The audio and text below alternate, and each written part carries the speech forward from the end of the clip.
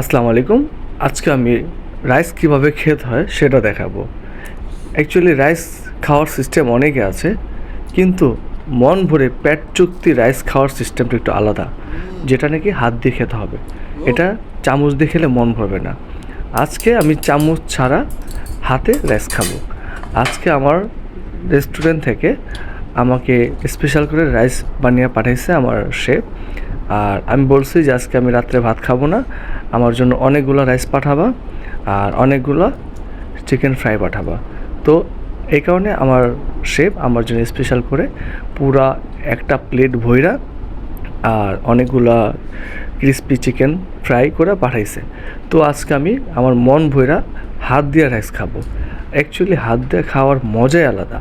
আর এই কারণে আজকে আমি কাউরে আর এই রাইস থেকে ভাগ দেব না। আমি একা একা বসে বসে সবগুলো রাইস খাবো।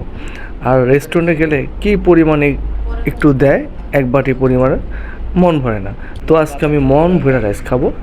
আর যেহেতু নিজের রেস্টুরেন্টের খাবার, তো মন ভরা খাওয়াই যাবে, সমস্যা নেই।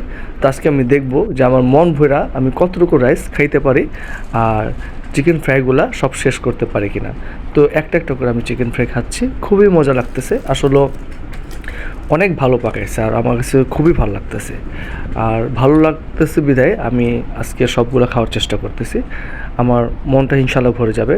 তো আমি প্লেটটা হাতে নিয়ে নিলাম। হাতে নিয়ে দেখেন অনেকগুলো রাইস আছে আর চিকেন ফ্রাইগুলো আমি সবগুলো নিয়ে নিতেছি। তো আমি সব নিয়ে নেব আর আমি সবগুলোই খাবো।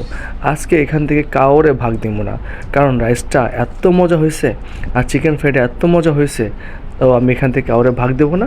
তো আমি আজকে পুরোটা রাইস একাই খাবো, কাউরে দেবো না। আর একটু ফান করলাম, কেউ মাইন্ড করবেন না।